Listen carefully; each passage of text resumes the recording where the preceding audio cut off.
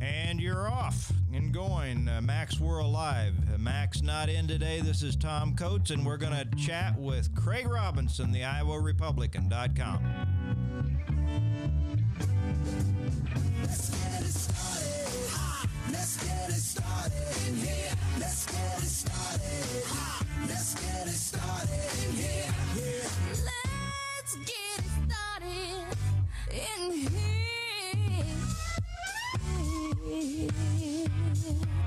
Welcome to The View from a Pew, a conversation among Christians who are out to grow their faith by asking the simple questions, the tough questions, and the stuff you really wish your pastor would talk about. Come on now, let's reason together. It's your voice we want to hear. The phone lines are open, so join the conversation. Call 855-244-0077. That's 855-244-0077. Now, here's your host, J. Michael McCoy.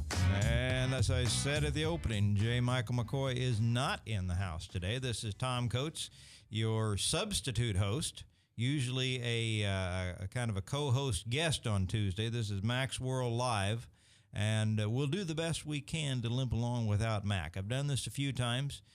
It is easier viewed than done. There are some aspects of being in the host chair that make it a little bit more challenging than sitting in the guest chair.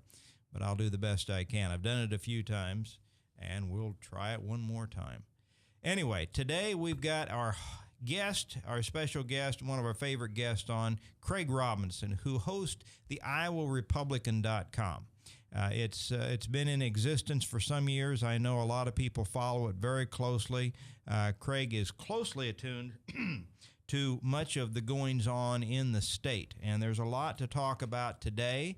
I will tell you at the outset that Craig was the one that raised this issue recently when it had kind of gone away, kind of gotten some dust on it. People had kind of forgotten about it. Craig came across some information, raised it back to the public consciousness level, and I'm thankful that he did, because we had a little bit of a cancer in the Iowa Republican Party, and it got excised recently, and much of the credit there is due to our guest today, Craig Robinson. Craig, how are you doing today? I'm very good. Thanks for having me on. Well, it's always a pleasure. Tell us a little bit. Let's go back and spend a minute about how you came across the information to put some daylight into this issue. Sure. Well, I mean, the way that the 2012 Iowa caucuses ended, I think that one of the most interesting aspects of that was State Senator Kent Sorensen's defection from the Bachmann campaign to the Ron Paul campaign. And so, I mean, it all starts there, and it was messy then, and it's messy still today. And so all along, there was always a lot of people chattering about what led to Sorensen's decision, all of that. And throughout 2012, we saw ethics complaints filed against Sorensen about his financial dealings with the Bachmann campaign. And there were a lot of people that were able to provide information about those things, and so that a case could be made against Sorensen. And like you said, as that went through the ethics process, very quiet, kind of the dust settled and all of that. But I continued to kind of probe and to work and to look at the relationship that Sorensen had with the Paul campaign. And I had a source come forward that had a lot of details about how this all went down. And so a few months ago, we released stories about Sorensen's financial dealings with the Ron Paul campaign. And the difference there was we had hard, concrete evidence about Sorensen and his dealings with the Paul campaign. We had internal emails. We had audio clips of Sorensen talking about, a check that he received for $25,000 from the Ron Paul campaign, who the account it was written from, everything. And so what that allowed the Senate ethics process to happen is that another complaint was filed. The state senators involved in the ethics committee voted 4-2 to send this to a special investigator. And I think one of the things that I think people really need to be aware of is that our Senate ethics process worked because the senators voted to have an investigator look at this. Otherwise, we wouldn't have any answers today. That investigator was able to get his to subpoena bank records, tax records, that proved that all of the things that Kent Sorensen was saying he wasn't involved in, he actually was involved in. And so without that step, I don't think we would have any clarity on this issue. And while I know that people don't necessarily like stories of corruption, I think it's important, especially when a public servant, an elected official, is lying to his colleagues, openly lying and misleading in a Senate ethics investigation and response to an inquiry by them. I think we need to get to the bottom of it. I'm a Republican. I state that on my website. Kent Sorensen's a Republican. This is not good for Republicans, but the truth is never something that we should shy away from or not seek. Well, I had lunch yesterday with a fellow Republican, and I said that in my estimation, the bar is so low for the opposition. I have no expectations of any kind of integrity on their end.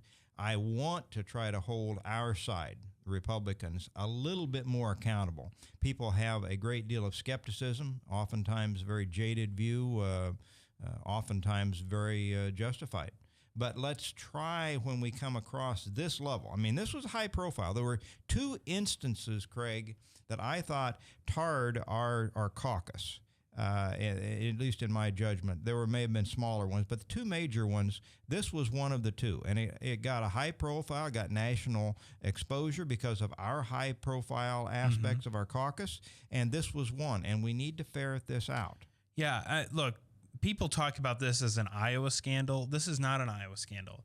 This is a national scandal, and this is a big scandal. It led to the resignation of a state senator. I can't think of the last time something like this has happened, where a state senator really leaves in disgrace. And the other thing, and it involved two different, separate presidential campaigns. Yes, it wasn't an anomaly. I think it's more, as you stated, more the way that business is done at that level. They probably didn't think that much about it. And it's to our credit that we were able to uncover it and pursue it. And like you said, I think it is very important for Iowans to clean this mess up. I know a lot of people would have preferred for this to be swept under the rug. Hey, we don't want to bear our sins to the world. It's hard enough to hold on to the first in the nation status as well. But I think it's worse when we don't govern ourselves, when we don't demand our public officials to have integrity, to tell us the truth. Because if we sweep it under the rug, we're telling anyone, whatever that ethics, the next ethics complaint is in the state Senate, we're telling them, look, what's more important than the truth and what's more important than you acting ethically is that we're concerned about where Republicans stand. We're concerned about the politics of this. And this goes beyond politics. And you're right. We demand good and clean government, and I don't think that should stop. And if you really want that, then you have to stand up and say, if there's bad actors, there's bad actors, and we need to go out and cleanse the plate, so to speak, so that we can have. Well, our energy, Craig, comes from, at least in recent years, I think since Ronald Reagan, our energy has come from the Christian conservative wing that they talk about. That wing of Christian conservatives, and I put myself in that mix, is looking for a party that, for the most part, can appeal to their sense of integrity, of what's right and wrong. Like I say, the other side, I have no expectations for when they elevate the killing of unborn babies to an absolute rite of passage in the Democrat Party. I have no expectations for them. On the other hand, when we are supposed to be the party that does stand for traditional values, for biblical truths in some regards, we can't countenance this kind of chicanery amongst our own ranks, can we? No, we can't. No, we can't. And that's the thing that I think that, everyone has this opinion on politics that they're all corrupt. I don't believe that to be the case. No. I know a lot of really good people who hold public office. It's really a few bad apples really spoil the entire lot. But I think that we need to do whatever we can we need high standards, not low standards. We need to expect more from our public officials and our elected officials, not less. Well, there's people like you that it can expose that and press it. That's what we used to have. At least I thought we did when I was growing up. A media that would expose the truth. I've become very jaded in my view of traditional media, the TV, the newspapers, how they seem to circle the wagons and take the Democrat talking points as newsworthy, and then they run with that in a more propaganda than exposing. So we have to look to the non-traditional sources, the ones like yours, the IowaRepublican.com, Drudge. We have to look to talk radio. We have to look to non-traditional sources to be able to get a balanced view of what's really going on. I know a lot of people don't listen or read those things, but without them, we have nothing. Well, it's the only thing that's ever going to hold the traditional news media accountable. And while there is, I think, a liberal media bias in this country, that's evident. I mean, there's no denying that as a fact. I also think that one of the problems we have with the media is that they don't understand politics. They don't understand the issues that they're reporting on. And in this instance, here you had a Republican scandal, which you would think the liberal media would be all over to expose, and yet they weren't. And I think it's because they didn't understand what had happened and at the level of it happened. And so it really took, I mean, one of the things when I wrote the initial story about Sorensen and Ron Paul's financial dealings, I really took my time to lay it out. These are the players. This is the sequence. This is what's going on. This is when it started, so that you can understand. They don't understand it because the news media Even today, a low information voter could perhaps follow. Right. Well, and that's how they need. That's how the traditional news media needs to react. But this is how politics is reported on in America today.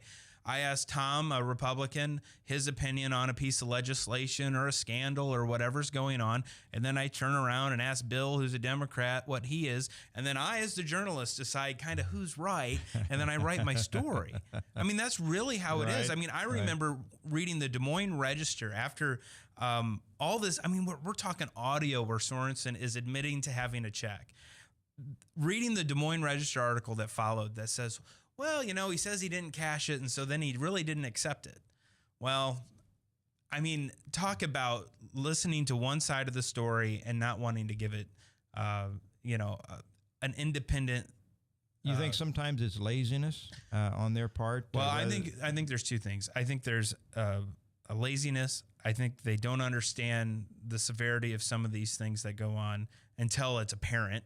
And then also I think they have a bias where they don't like where the story started. If they had broke the story from the get-go, I think they would have been all over it. And I had to laugh. I may have an example of that a little later in the show. And I had to laugh last week when the Des Moines Register was chest beating in one of their articles saying we were the first to report this 566-page report by the special investigator. Well, last I checked, it doesn't take anything to publish someone else's work. I mean, this all the work was done there. And by the way, if you read all 566 pages, it's filled with references to the work that we did. And I think that I'm proud of that. But also, I think it's just kind of telling how childish the traditional newspaper can get over they're an entity with 500 and some employees and 2 floors of a huge office building, and I basically have one. They don't have the resources that they used to, but they still got a lot more than you do, betcha. Craig. The $73,000 that the investigator said was very problematic. This is certainly appears to be money coming from the Ron Paul campaign, directed to where? Now, where did that $73,000? The $73,000 came from a business entity named ICT, which is really strange and odd. He makes film. It's a filmmaker that paid it to Sorensen's limited liability company. So $73,000 in wire transfers happened, and Sorensen in his deposition really didn't know who was sending him this money, why they were sending him this money, or what he was supposed to do for this money.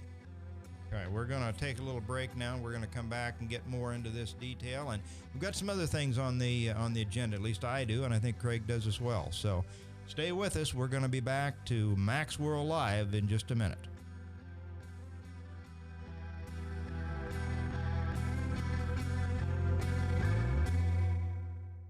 you choose to obey the power of sin, it leads to death. If you choose to obey obedience, it leads to righteousness. Forgiveness is just at the beginning of life in Christ. God wants us to live for Him now. And because of Jesus Christ, the gospel was preached, and you and I are blessed today because of Abraham. Did you know that? We're blessed. Experience Truth, 99.3 FM. Yes, now your favorite programs on Webcast One Live can all be watched and listened to on any Android or Apple device. Your phone, tablet, or iPad.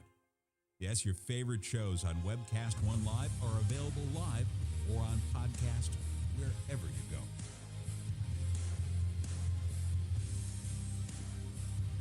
Let me introduce to you some of our great shows. Shalom. Every week on Understanding the World with Rabbi David Kaufman, we'll talk about issues in the Middle East, issues related to the Jewish tradition and religious traditions in general, and keep you up to date on exactly what's going on around the world.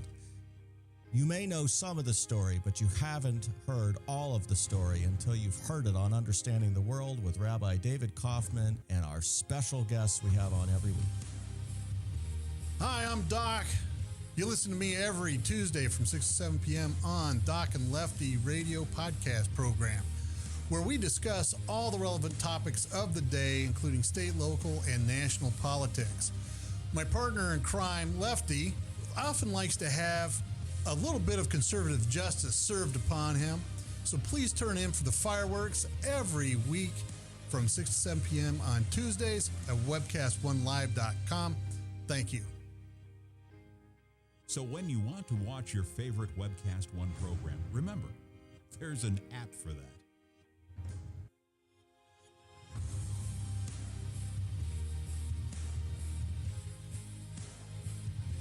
You know, there's an app for that.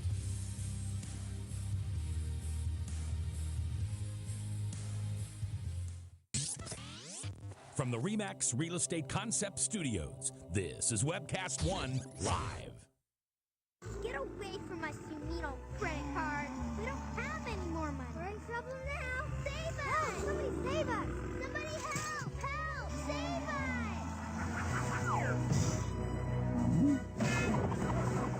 us! Hi, I'm Tom Coates from Consumer Credit of Des Moines. If your credit card's a little too animated, give us a call. Hooray! We're saved! Consumer Credit! You're our hero! We've got questions. You've got the answer. Join the conversation. It's your voice we want to hear. So call 855-244-0077. Now, here's J. Michael McCoy. This doesn't look like J. Michael McCoy in the screen I'm looking at, and I don't think it sounds like him either. But we're marching on as best we can. J. Michael McCoy is a little under the weather today, so I consented I would come on and do the best I could to fill these giant shoes of Max. We fortunately have a great guest today. Craig Robinson of the IowaRepublican.com is in to join us. And if you listen to the last segment, we were kind of going over the Kent Sorensen scandal and his stepping down. And we had a guest on maybe a month ago or so. If you don't get him out of there soon, the guest predicted that we would lose that seat. Now he has stepped down. Another gentleman that was tied in with him has also stepped down from his position, Wes Enos. Mm-hmm. You know Wes. Yep. What's your take on Wes stepping down? Well, I think that it became very problematic for Wes in terms of he worked for the Bachmann campaign. He was very vocal in his defense of Sorensen, and he was involved in maybe just on the sidelines a little bit, but somewhat involved in all of this.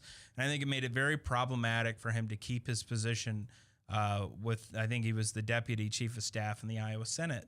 And so, I think probably had a credibility issue and all of that. And I think it was a good decision for him to step down.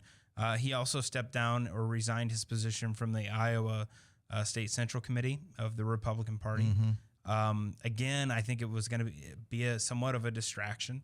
So you think it was for the best? And I do think it's for the best. And I also agree with whoever said that the longer Sorensen would have drugged this out, the more difficult I think it would have been for Republicans to hold this seat. Do you think we'll be able to hold the seat now? I do. It's a Republican district.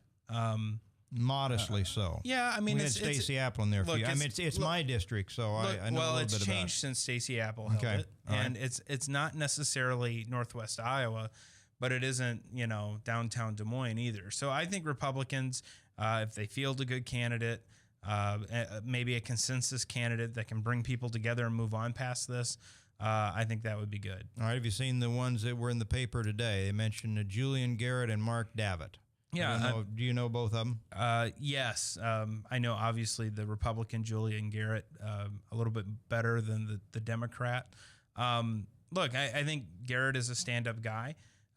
This is a gentleman who ran for the state house in 2008, and a horrible year for Republicans, and barely lost. And then he won in 2010. So, look, I think that he's got his part of that district. He already represents part of the district.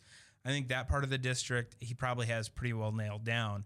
Now there might be, there's going to be a primary here from everything I'm hearing. So who else do you hear? You hear any other names besides? One of the names I've heard is Tamara Scott, who's the national committee woman for the. No, Tamara very well. Has she declared that she is interested or just thinking about it? I have heard that she's thinking about it. I have not seen any instance where she has declared herself as a candidate. Okay, I believe I've heard that same thing. Davitt, I know a little bit. I think he'll be a rather weak Democrat. He didn't prove to be a person of any real substance when he was in there. Mm-hmm.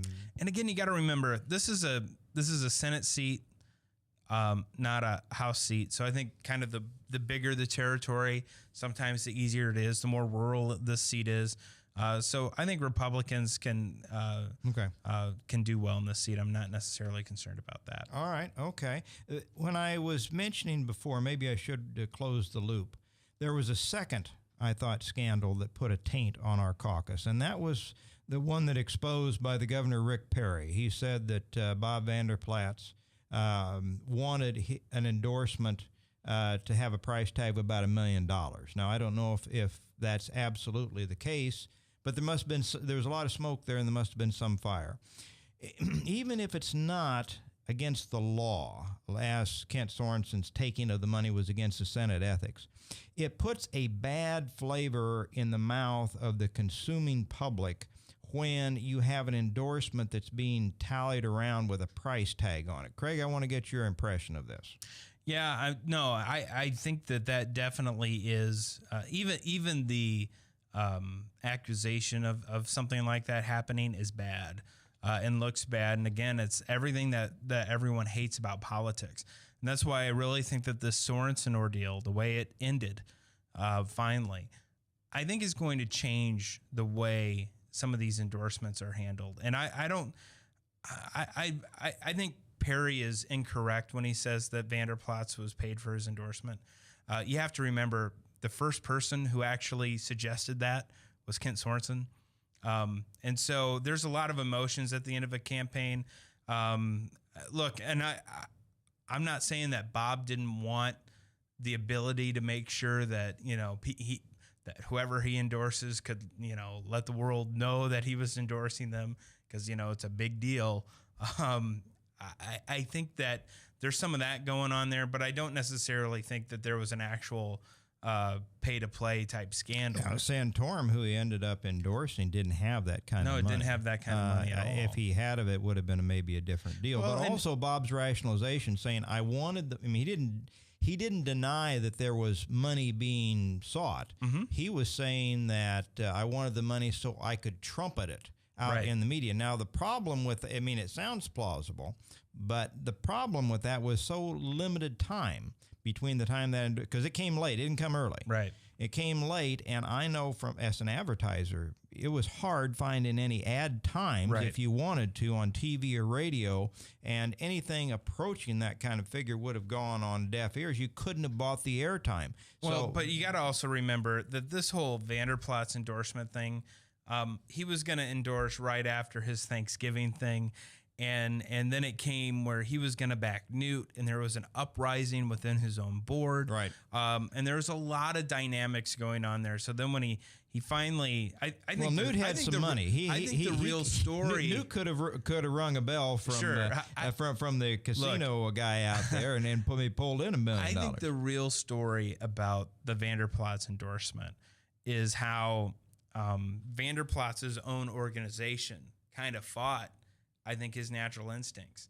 And that to me is more interesting than this accusation that he was paid. And by the way, there's a FEC investigation into that by a gay rights activist, Fred Karger. Oh yes, I listened to some of that. And look, I mean, he's just in the business of doing those things. But I mean, I think that again, I think how the Sorensen stuff ended. I think if you're a public figure, I think if you're an elected official, I think you now realize that, hey, I got to be careful on how I conduct myself in the caucuses.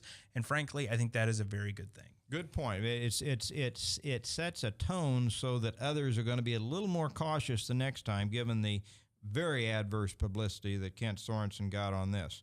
Let me shift over to something that just happened yesterday, Craig. Kim Reynolds came out with an endorsement in the paper for Joni Ernst.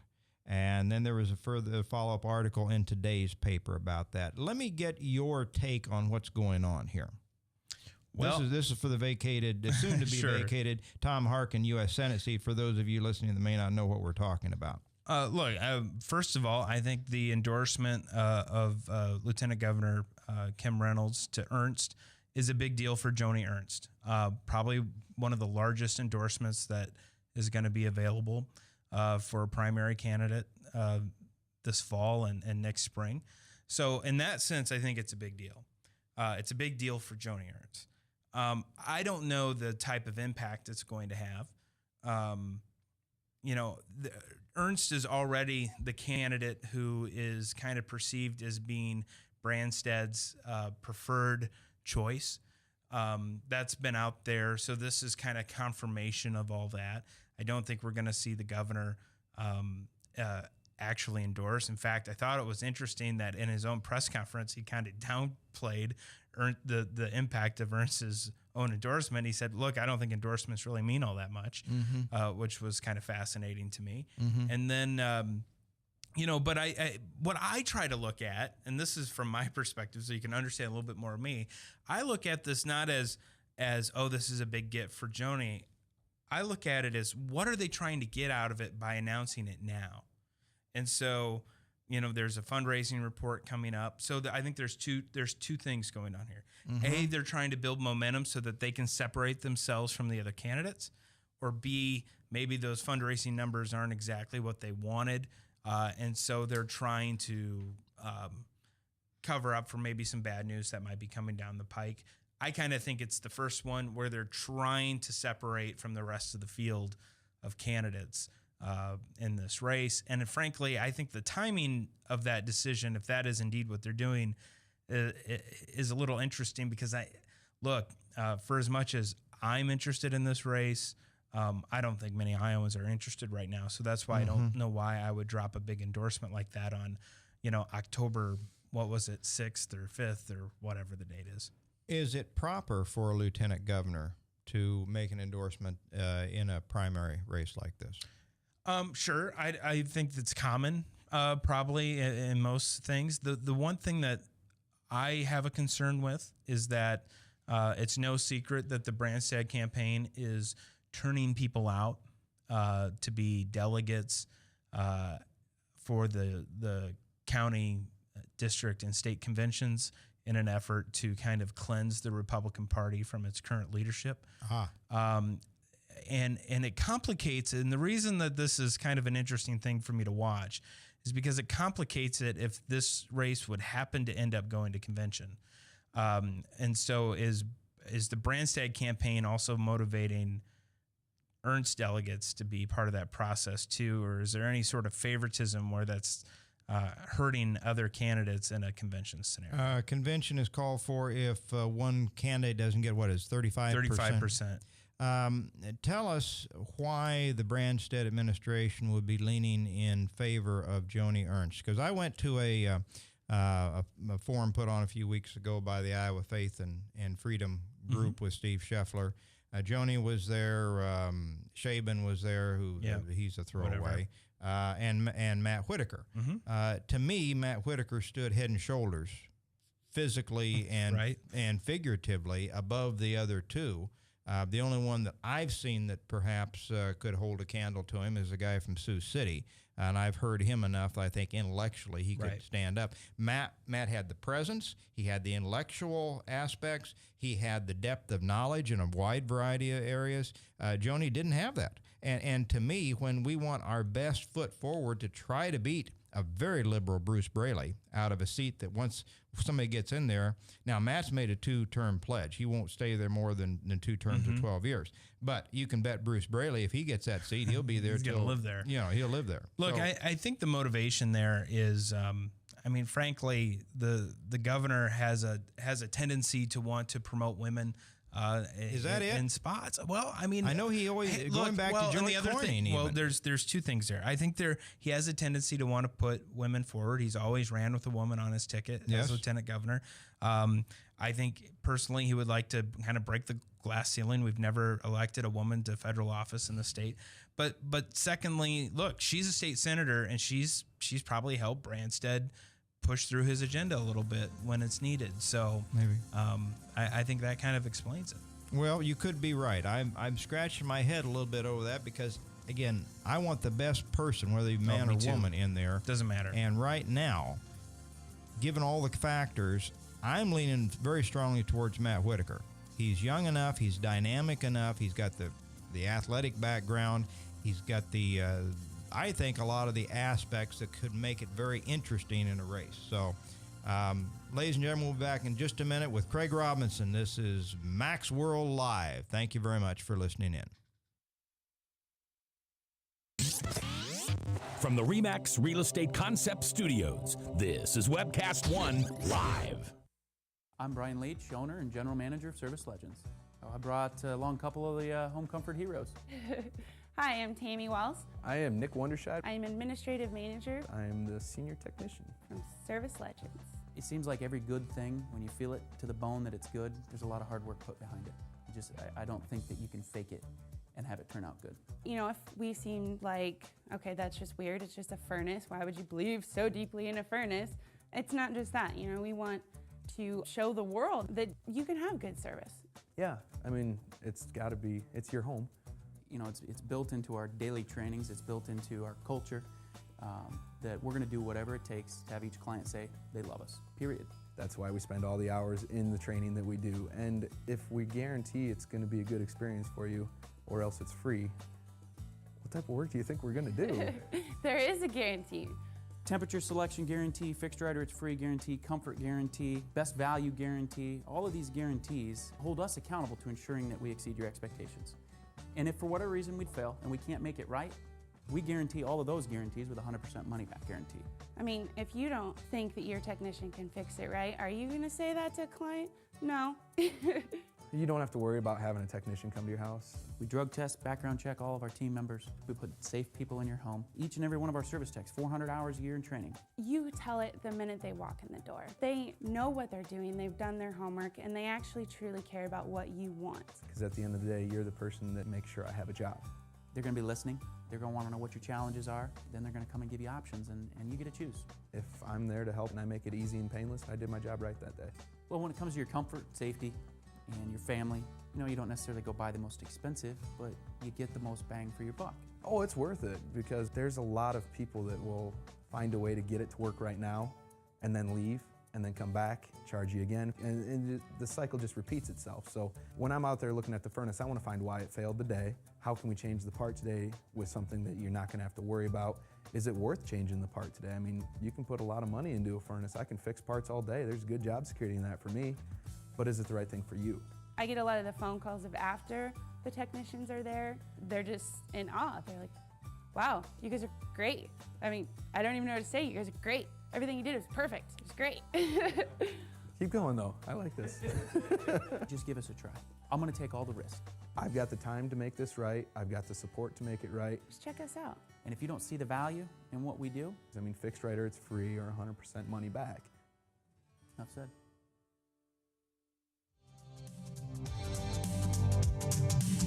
We're the ones in the pew, not pulpit. Come on now, let's reason together. The phone lines are open, so call 855-244-0077. Now, here's J. Michael McCoy. Again, this is not J. Michael McCoy. You can see from looking or listening. This is Tom Coates.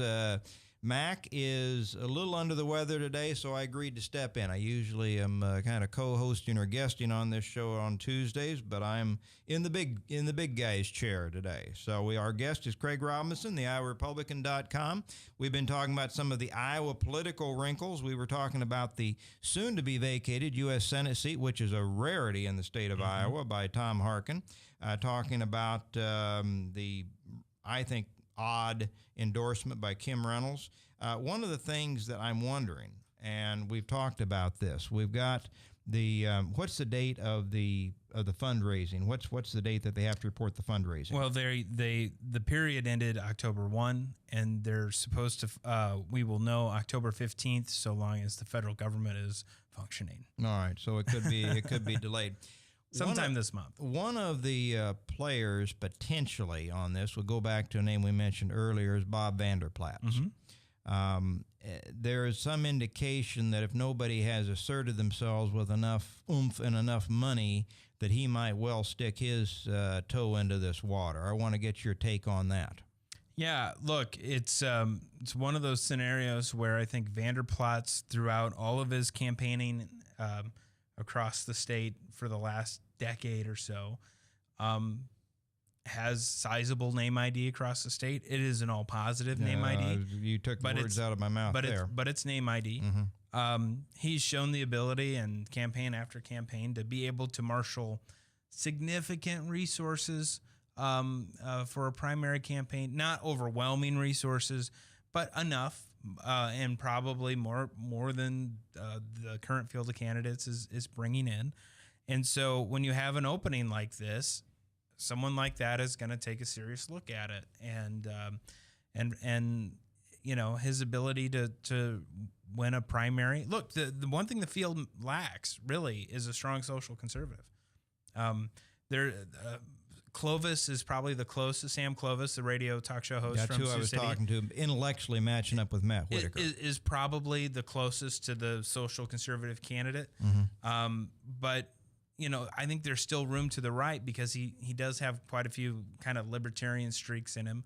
One of the things that, and this was brought up to me by a woman that's very long time political observer in this, and she said that Sam just will not appeal to the women. You know, his the demographics. You know, a middle-aged, considerably overweight man will not appeal to the female voters out there. Some of the independents, and that's why another reason why I think Matt Whitaker. It sounds like I'm beating the drum, and I guess I am to some degree, but I want the best candidate, and to me, Matt fills that bill. Much younger, more vibrant. I think he would be much more embraced by some of the demographics that Sam Clovis won't get. What do you think? Right. Look, I think there's every single one of these Republican candidates that's in the race, I think has, I wouldn't call it a fatal flaw, but a flaw where they're not completely rounded out in terms of your ideal candidate to run for statewide now, office. Where do you see Matt's deficiencies? Where are his weaknesses? You know, I mean that's kind of a look. I mean, you talked about Clovis's appearance, Mm-hmm. and look, that's an issue for some people, unfortunately. Mm-hmm. I think that you know, there's things in Joni Ernst's record, tax increases, that isn't going to sell well. Mm-hmm. I think that you know, Whitaker, frankly, you know, he kind of flip-flopped out of the gate on Obamacare, and I think that really scares a lot of conservatives.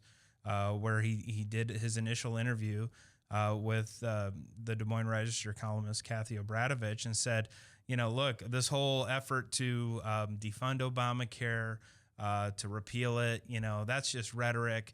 I don't think we should, we shouldn't throw the baby out with the bathwater. There's plenty of things in Obamacare that we like. And now he's reversed. Now he's changed. Okay? I think he's educated himself on that aspect. But the issue, and the reason why that's an issue is because, yes, it does appear that he's educated himself on that issue, but I don't know how any Republican these days would have gone down that track. I mean, we know what Obamacare is and why we dislike it, and the fact that it was... In fact, Craig, May of 2013. I met with my company's insurance agent just before I came down here for the show today, and he told me that we were going to experience a 25% increase in our insurance premiums. Our group as a whole, costs went down. We didn't have very many claims last year, but that coupled with the coming increases for these fees is going to be significant. And I know we're getting this all over the country. So this is not, we don't want to go down that road because we don't have enough time. But I think the whole Obamacare thing is ultimately can be a winner for the Republicans in spite of the media's best attempts to demonize it. Right, I agree. All right, let me ask you, going back to the Vanderplas thing, if he gets in and he throws his hat into already a crowded ring, what's that do to this race? I think it shakes it up a little bit. I think it's going to become, that's when I think if he gets in, I think this is when we can really start talking about a convention scenario. Right now with the field as it is, and with probably the entrance of Mark Jacobs, who has significant funds to run a campaign. I don't think we're that 35%. I don't know who out of that group of 5 or 6 is going to get to 35%, but I think someone will. I think if you add Vanderplas to the mix, I think we start cutting the pie up in certain wedges where I think no one getting 35% becomes more probable. And then what happens? Complete and utter mess, drama, soap opera, and it's a gift to Bruce Braley. Okay. Could perhaps a weaker candidate like a Joni Ernst that might have the backing by the governor's office then step out of a convention? Maybe, but I think the concern with a lot of people is maybe someone who's not even an actual candidate right now becomes the selection of the convention delegates, especially if it's a more from the Ron Paul libertarian people who control the party. Let's go there for a minute. Now, we've had, what's the gentleman's name that's the head of the Iowa Republican Party now? A.J. Spiker. A.J. Spiker has been in the center of some controversy. The feeling is that he is a Ron Paulite, that they were well organized and they that's not the feeling. That is accurate. Okay. Former paid staffer. All right. But what's going on here? We've had some county GOP groups vote to throw Spiker's keister to the curb. There's a lot of dissension. There was a date issue where we were looking at to move the convention back, which would give Braley a whole month to be a general election nominee by himself. Most recently, the Republican Party came out with some discussion over illegal traffic stops. The governor came legal out. Traffic stops that could be illegal. If they ask you certain questions, All yes, right. But a controversy nonetheless. But a controversy, and the governor himself stepped in on that, said that he thought it was foolish for it looked like a shot at Spiker. Tell us what's going on from your standpoint. Look, the current leadership of the Republican Party of Iowa, they have an agenda, okay? And it is a very narrow agenda that only really appeals to a minority segment of the party, okay? And so I think it's telling when you have social conservatives, business people, more moderates, everyone else. You got 80% of the party over here saying, hey, you guys aren't focused on what you should be focused on. And then you have the people in charge of the party who it's almost trying to morph the Republican Party into the Libertarian Party. And so there's just this constant friction. And look, the biggest issue is a trust deficit between the Republicans that A.J. Spiker is supposed to be our leader. There's no trust there. And so you have counties that are saying, look, your priorities are all messed up, and no one trusts him. And I think that's a huge problem moving forward. All right, we're going to have to go to one more break and then come back. So there's probably not enough time for me to flesh out this discussion. We'll talk about it when we come back on the A.J. Spiker and the leadership, because from your standpoint, this has got to be a pretty big issue for the Iowa Republicans on our leadership and the lack of confidence you just expressed. So this is our last break. This is Tom Coates coming to you from Mac's World Live. Mac under the weather today, and we're with Craig Robinson, the Iowa Republican, and we're coming back for one more segment. Thanks for listening.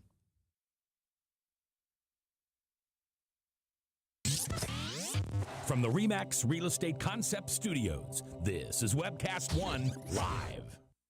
Drink, dance, party. Kitty's is the ultimate dance club in Des Moines. A huge dance floor with room to move, 3 bars to keep your drinks full, and kickin' DJs playing all your favorite dance music. At Kitty's, we've always got your birthday party planned with Birthday Fridays. That's right, when your birthday rolls around, there's only one place to go. Gather up your friends and head to Kitty's, where you drink free on the Friday of your birthday week. Find out more about Birthday Fridays at kittiesusa.com. Kitty's, all kinds of people, all kinds of music, all kinds of fun.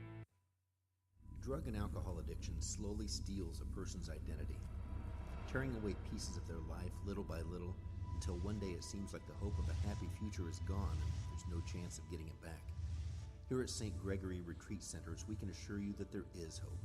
Our unique approach to recovery begins with the understanding that the dysfunction and damage caused by addiction can be overcome, not just dealt with. Don't let another day go by. Call St. Gregory today. From the RE/MAX Real Estate Concept Studios, this is Webcast One Live. If you choose to obey the power of sin, it leads to death. If you choose to obey obedience, it leads to righteousness. Forgiveness is just the beginning of life in Christ. God wants us to live for Him now. And because of Jesus Christ, the gospel was preached, and you and I are blessed today because of Abraham. Did you know that? We're blessed. Experience Truth, 99.3 FM. From the RE/MAX Real Estate Concept Studios, this is Webcast One Live.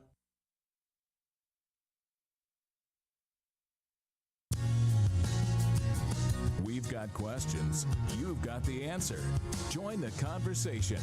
It's your voice we want to hear. So call 855-244-0077. Now, here's J. Michael McCoy. Yeah, for the very last time, not J. Michael McCoy, Tom Coates in for J. Michael McCoy. A little under the weather today, Mac's World Live. And our guest today is Craig Robinson, the IowaRepublican.com. And at the outset of the last break, Craig, we were talking about the leadership in the Iowa Republican Party. A.J. Spiker, his tenuous hold on this, the fact that perhaps he is the representing the 20% interest that you described as the Ron Paul libertarian segment and not properly representing the others.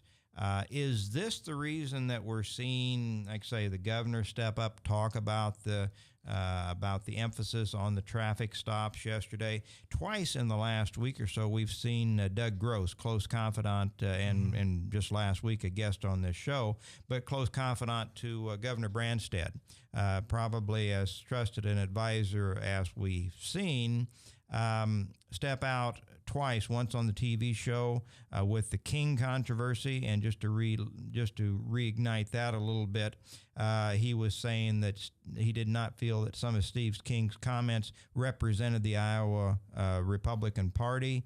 And more recently, he made another statement, I don't know, it was on the traffic stops or something else, in regards to that too. He was quoted. Is this whole thing an effort by the part of the establishment Republicans, or just the rest of the Republicans, maybe the 80% you described, to try to wrest control back from the Ron Paul wing, which I said at the when we started talking about it, that the Ron Paul people were very well organized, that they stayed. Everybody else left after the caucus, and they stayed around, and they chiseled out leadership roles, which their numbers alone would not have allowed them. But they got delegates that said, in one case, I remember the man's name, but he would not support a Mitt Romney candidacy. And then the brouhaha came up, well, you're to represent the Iowa Republican Party, not your personal convictions on voting for the president. Right. Tell us about what you think on this issue. Look, I think that what is important to realize here is that I don't think Doug Gross speaks for that 80%. I think Doug Gross kind of speaks to maybe 10 to 15% of that 80% that's out there, but he's part of that faction that's kind of mounted together. In a coalition of people that are saying, look, the Republican Party is not focused on the actual work that the party needs to do. And so it's problematic for all of our elected officials. Like I've a number of examples. First of all, let's go to the traffic camera stuff. So the governor's been bombarded with questions about, well, Governor, the Republican Party says X.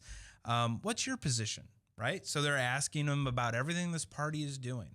And so they're taking our sitting governor, our congressman,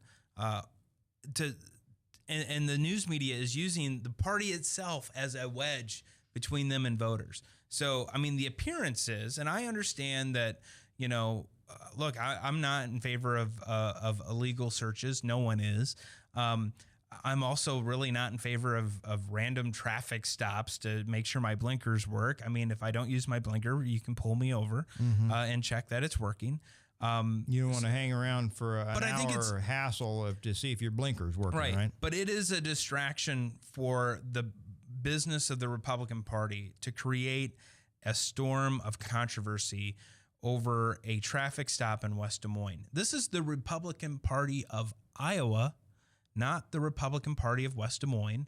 Or, I mean, there's local, and look, if these guys, if AJ Spiker and David Fisher and all these Ron Paul people who are running the party, if they want to have an issue group, they should go have an issue group. I have no problem with that.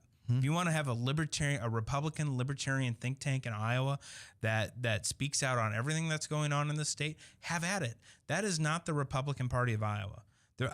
Look, I've worked at the Republican Party of Iowa, and I remember when I sat down my first day, I had all these grandiose dreams of everything I wanted to do to reform and change the party, because we all want it to be what? I wanted it to be the Republican Party of Craig. This is how Craig sees the world. This is a Craig Robinson Republican. And as I sat in that chair, I realized that I have to put my personal feelings in check. It's not about what I want or how I see it. I'm representing all Republicans in the state of Iowa, and we need to work on. So there's things that you can do that we're all in total agreement on, and then there's things that you can't really delve into because they're controversial, especially when you got candidates running in primaries and all that stuff. So you don't want to interfere. And what they should be focused on is how are we going to win this U.S. Senate seat? How are we going to win control of the state Senate? How are we going to reelect our governor? Because those are all good things that then we could get the stuff we want.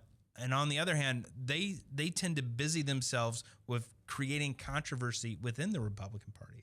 Do you think what are the chances of us reclaiming the Iowa Senate this next time? I think it's difficult because the seats that are up are there's some opportunities for gains, but we also have opportunities for losses. There's some difficult seats that we'll have to maintain if we want to take control. All right. In your judgment, after having said what you said about the leadership and the problems, would it be best if Mr. Spiker just stepped down and let somebody else take over? Frankly, I mean, look, I think Mr. Spiker is a poor Republican Party chairman. And in that instance, yes, I think that if we had a more uniting figure as our chairman, that would be better for us. But frankly, the way that the State Central Committee is put together, I have no faith that the next chair would be any better. So we're kind of stuck with Mr. Spiker. So what's it going to take to change all of that? Well, what it takes is for people who want to see this Republican Party represent all Republicans in the state. It takes them to go to their local caucus next January 25th, and sign up to be a delegate to the county convention, to sign up to be their local Central Committee members. And so normal people have to get back into the involvement and participation of Republican politics in the state. You can't sit on the sidelines and say, well, I don't want to go to Central Committee meetings. They're boring. Well, you get what you get the government you vote for, and you get the type of Republican leadership you vote for or not vote for. In the last minute or so we have, Craig, maybe the illustration best on the register is all the brouhaha come around the Branstad limo and the speed. Real quickly, what do you think about that? Is it of interest to the Iowans or just interest to the Des Moines Register? I think it's blown out of proportion, but anytime it is perceived that a government official, elected official, is somehow above the law, it riles people up. Here's what I don't get about this story, is that Governor Branstad's sitting in the back seat of a vehicle, of an SUV. He is not the guy behind the wheel. He is not the guy. And so, look, how many times have you been passed on the interstate by a state trooper exceeding the speed limit? I think this is a problem with our state troopers, not necessarily the guy riding the back seat. Well, and Vilsack said we all do it. So, all right, Craig, it's been great to have you on today. We'll have you back. You've been in the center of some of the recent controversy, and we appreciate your role in that. At least I do. Anyway, this has been enlightening for me. I've learned a few things. Hopefully the audience has as well. Next week, we'll hopefully have J. Michael McCoy back in his familiar seat. This is Tom Coates coming to you from Max World Live.